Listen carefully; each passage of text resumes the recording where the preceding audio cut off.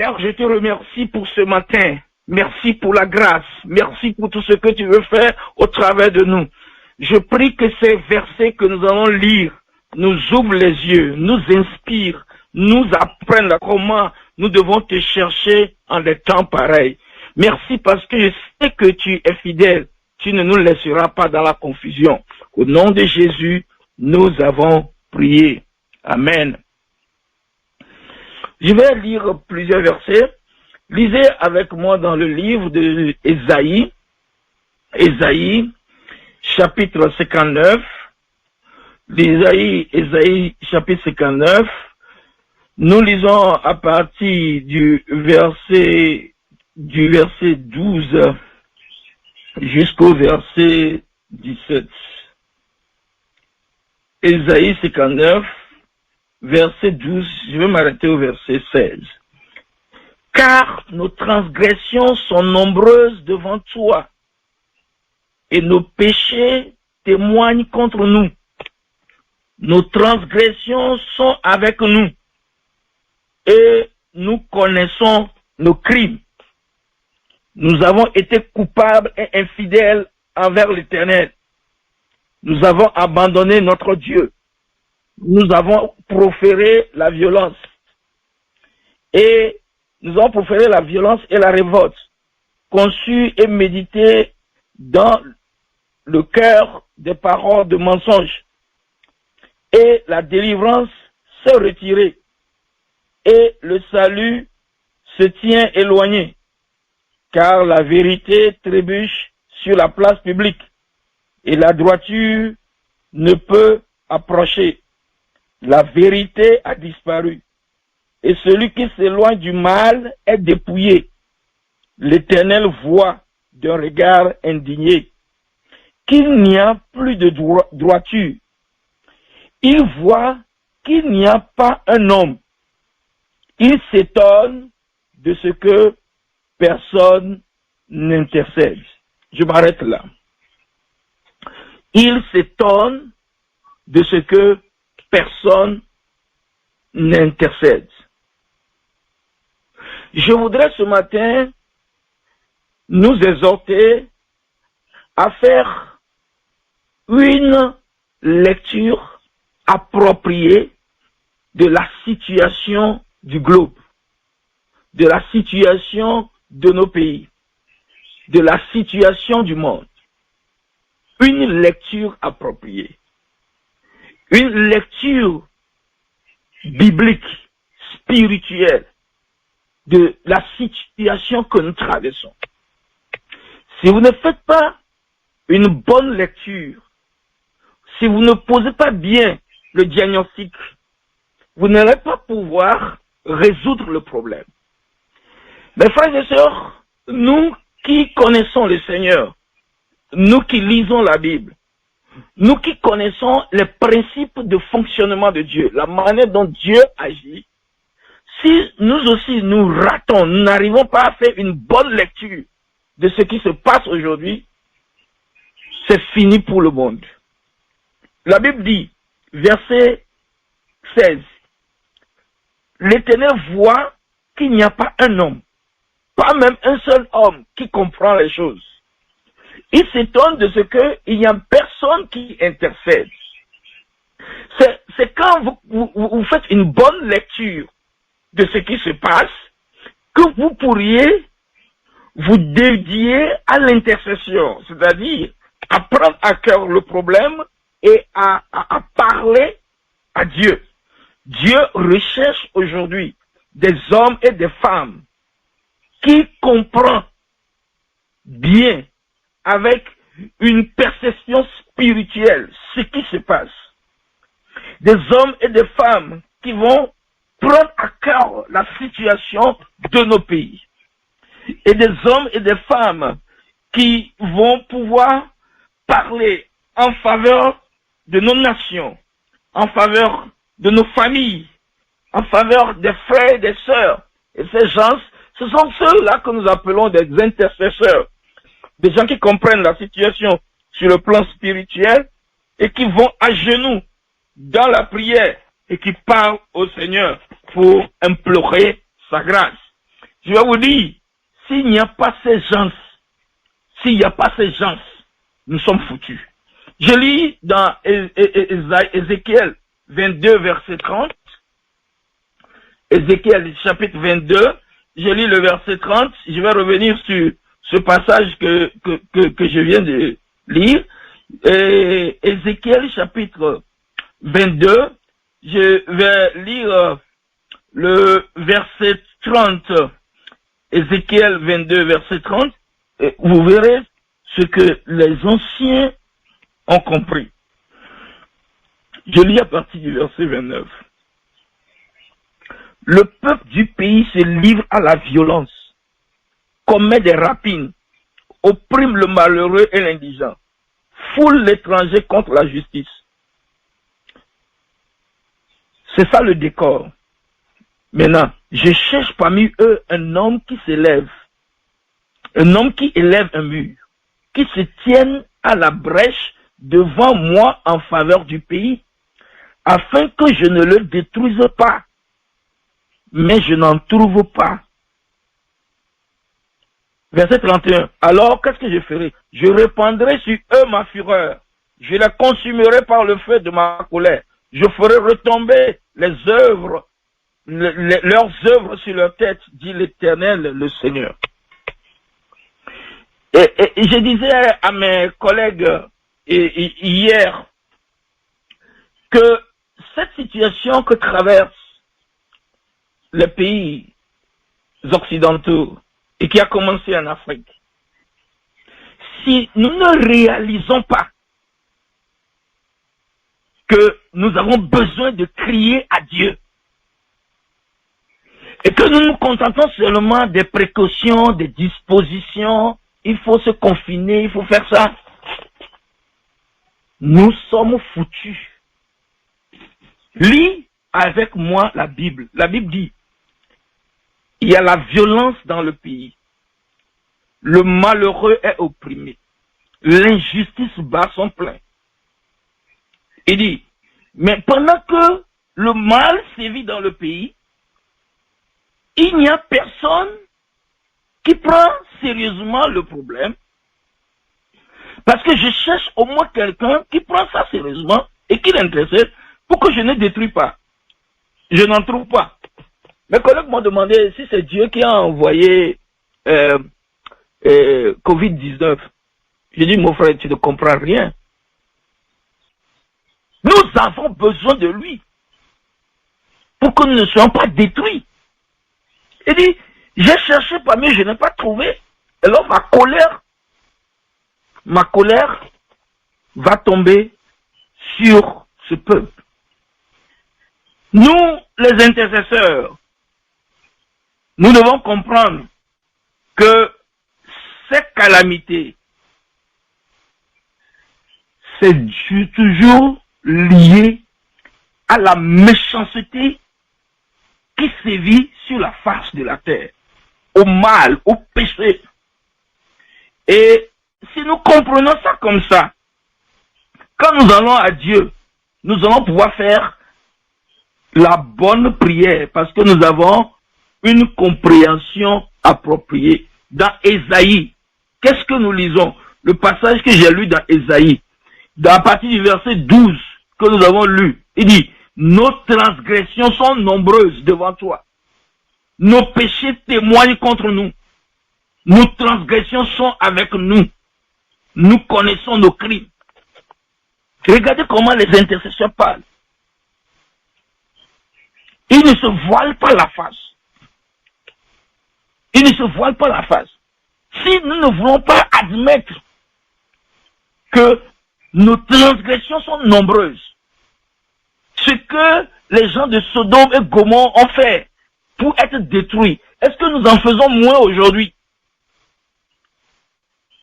Est-ce que l'homosexualité n'est pas légalisée partout aujourd'hui? Est-ce que quelqu'un peut parler, prêcher contre certains péchés légalisés aujourd'hui? Nos transgressions sont nombreuses aujourd'hui. Dans combien de pays même les États-Unis, qui ont été fondés sur la Bible, aujourd'hui, tu vas parler de la Bible où? Dans combien de pays Dieu est reconnu aujourd'hui? Nos transgressions sont nombreuses devant toi. Nous avons été coupables et infidèles envers l'Éternel. Même nous qui nous disons chrétiens, soyons sincères envers nous-mêmes. Est-ce que nous ne l'avons pas négligé? Est-ce que nous n'avons pas commencé à copier les pécheurs? Est-ce que nous n'avons pas commencé? Est-ce que Dieu, nous ne l'avons pas frustré? Si nous avons frustré Dieu, si nous nous sommes associés au mal, nous avons conçu et médité dans le cœur des paroles de mensonges. Les chrétiens sont devenus comme ça. Parce qu'ils disent, je veux la citoyenneté, je veux ceci. Et nous sommes devenus des menteurs, des faux. Et quand Dieu regarde la terre, et qu'il voit ces choses, lisez la Bible, mes amis, ne nous trompons pas et ne nous voilons pas la face. Lisez la Bible, parce que chaque jour, vous devez comprendre une chose, chaque jour, il monte au trône de Dieu des accusations contre un frère, une sœur, contre une famille, contre une nation, contre un continent, contre un peuple. Nous avons un accusateur qui rappelle à Dieu, tu te souviens ce que tu as fait au temps de Sodome? Tu te souviens au temps de ce que tu as fait? Regarde tout ce qui se passe dans le monde. Mais si, autant que les accusations montent, il n'y a personne qui intercède. Vous imaginez ce que ça va devenir? Quelqu'un qui se présente devant un tribunal. Et puis, il y a un avocat. L'autre camp a un avocat. Et on l'accuse. Lui-même ne parle pas, il ne dit rien. Son avocat ne dit rien. Qu'est-ce qui va arriver? Lui, là, il est foutu. Les chrétiens doivent faire une bonne lecture de la situation et se lever. Et quand nous nous levons, qu'est-ce que nous faisons? Nous confessons nos péchés et les péchés de nos peuples. Nous confessons nos péchés. C'est ce que Ésaïe essaie de faire ici. Nous avons été coupables et infidèles envers l'Éternel. Nous avons abandonné notre Dieu. Dans les petits détails de notre vie, Dieu, nous t'avons abandonné. Et nous nous repentons sérieusement. Il dit, verset 14, Ésaïe 59, verset 14, la délivrance est retirée de nous. Le salut se tient éloigné.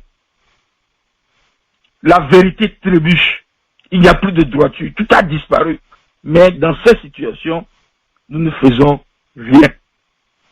Donc, ce matin, moi, j'ai la mission de vous conscientiser que dans nos prières, nous devons voir les choses telles qu'elles se présentent et confesser les péchés à Dieu, confesser nos iniquités à Dieu, personnellement nos iniquités et les iniquités de nos nations à Dieu. Nous nous sommes écartés de la voie du Seigneur. Nous ne devons pas nous voiler la face. Genèse chapitre 18, je lis à partir du verset 20 pour vous. Genèse 18, verset 20. La Bible dit, le cri contre Sodome et Gomorrhe s'est accru et leur péché est énorme. Vous avez vu? Le cri contre Sodome et Gomorrhe. Il y a une pression sur Dieu. Il dit, regarde ce que les gens font et tu ne fais rien, Dieu. Tu es juste, non, tu es saint, non, tu ne fais rien. Il dit, le cri contre Sodome et Gomorrhe s'est accru. C'est pourquoi je vais descendre. Je verrai s'ils ont agi entièrement selon le bruit venu jusqu'à moi. Et si cela n'est pas, je le saurai. Je lis à partir du verset 23. Abraham s'approcha et dit, feras-tu aussi périr le juste avec le méchant? Le cri contre Sodome et Gomorrhe s'est accru. Est-ce que ce que Sodome et Gomorrhe ont fait, est-ce que c'est moins que ce qui se passe aujourd'hui dans le monde? Sodome et Gomorrhe, c'est quoi? C'était des homosexuels. Ils n'avaient aucun égard pour la parole de Dieu.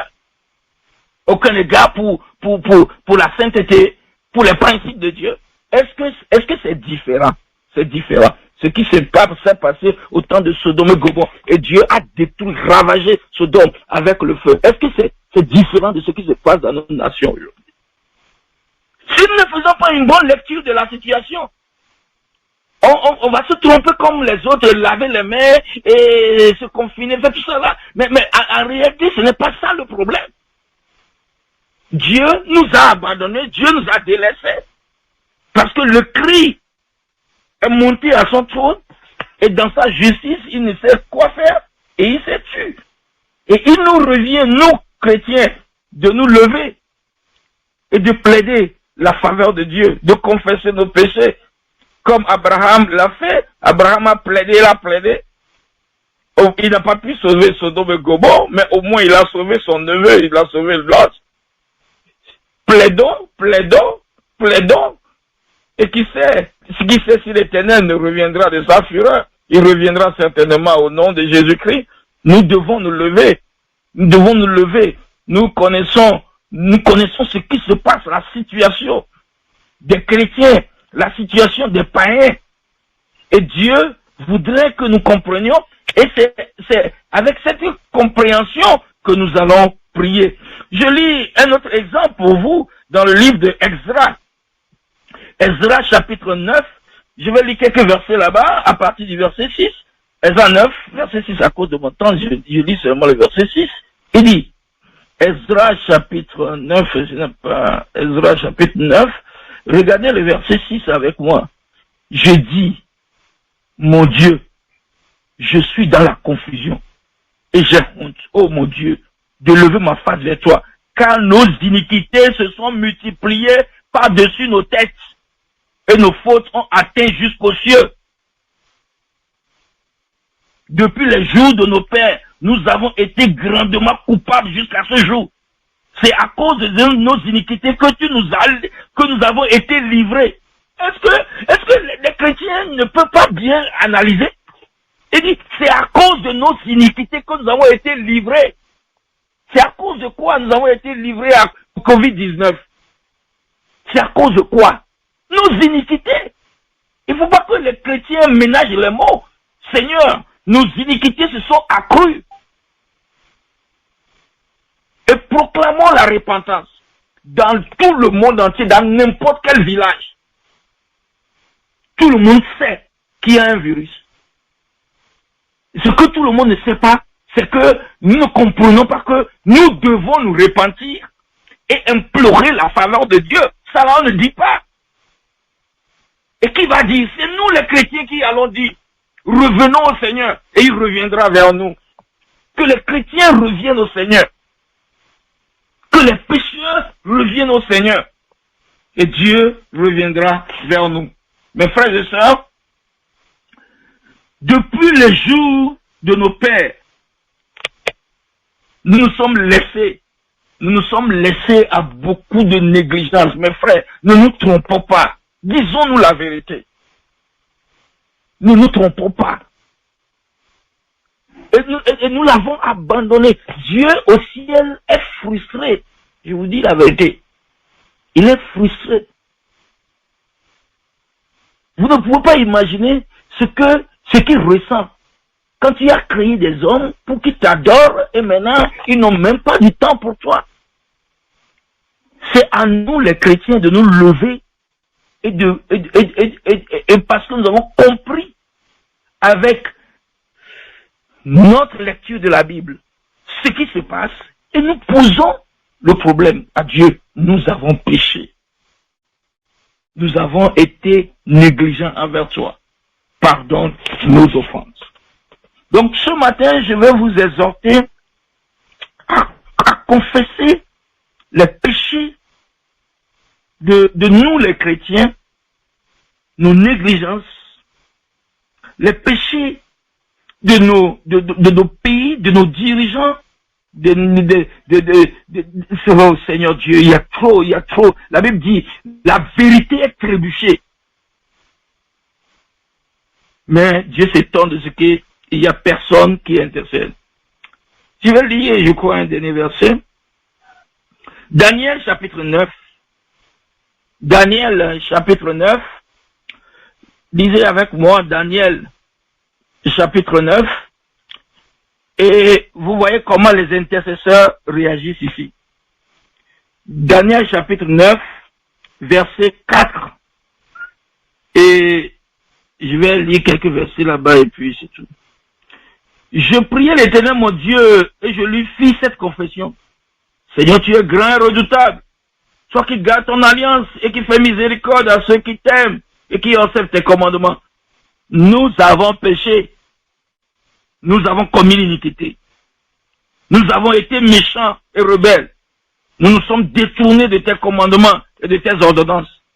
Nous n'avons pas écouté tes serviteurs, les prophètes, qui ont parlé en ton nom, à nos rois, à nos chefs, à nos pères, et à tout le peuple du pays. À toi est la justice et à nous la confusion de face. En ce jour, aux hommes de Juda, aux habitants de Jérusalem, et à tout Israël, à ceux qui sont près et à ceux qui sont loin dans les pays où tu les as chassés à cause des infidélités dont ils se sont rendus coupables envers toi. Seigneur, à nous la confusion de face, à nos rois, à nos chefs, à nos pères, parce que nous avons péché contre toi. Auprès du Seigneur notre Dieu, la miséricorde et le pardon, quand nous avons été rebelles envers lui. Nous n'avons pas écouté la voix de l'Éternel. Dans les détails de nos vies personnellement, reconnaissons, ne nous trompons pas, c'est l'heure à la repentance. Nous devons nous sensibiliser à la repentance. Là où tu n'as pas bien fait, laissons de côté que j'ai été baptisé tant, je suis baptisé de quoi. Laissons ça, mes frères. Rentrons en nous-mêmes, examinons-nous. Et ce que nous n'avons pas bien fait, nous disons au Seigneur, ce qui se passe dans nos pays, qui irrite Dieu, confessons, prions. Ezra en a fait, il a eu gain de cause. Daniel a fait, il a eu gain de cause. Parce que ce que Dieu cherche, il cherche des intercesseurs. Quand le mal s'augmente, quand l'injustice s'augmente, quand Dieu est foulé aux pieds, je vous dis la vérité, ce qu'il veut, c'est des hommes et des femmes qui font une lecture appropriée de la situation et qui vont calmer Dieu, qui vont apaiser le cœur de Dieu. Dieu agira certainement. Je veux vous dire, il est l'heure pour nous de ne plus être indifférents. Je vous dis la vérité, mes chers frères et sœurs en Christ. Si nous dormons encore, c'est fini pour nous. Si tous les signaux là, qui se font voir jusqu'à présent, et nous ne prenons pas conscience,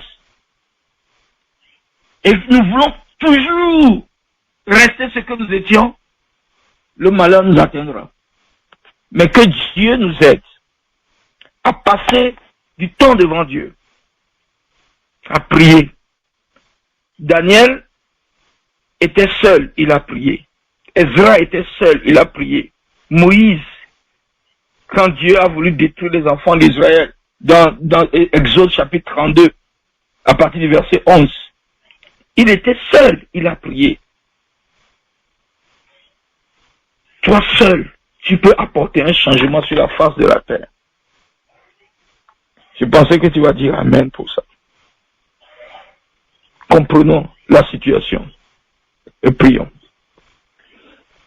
Je vous exhorte à prier. Que chacun baisse la tête. Et que quelqu'un prie. Confessons nos négligences, nous les chrétiens d'abord. Confessons les négligences de nous les chrétiens. On a négligé Dieu. On l'a négligé.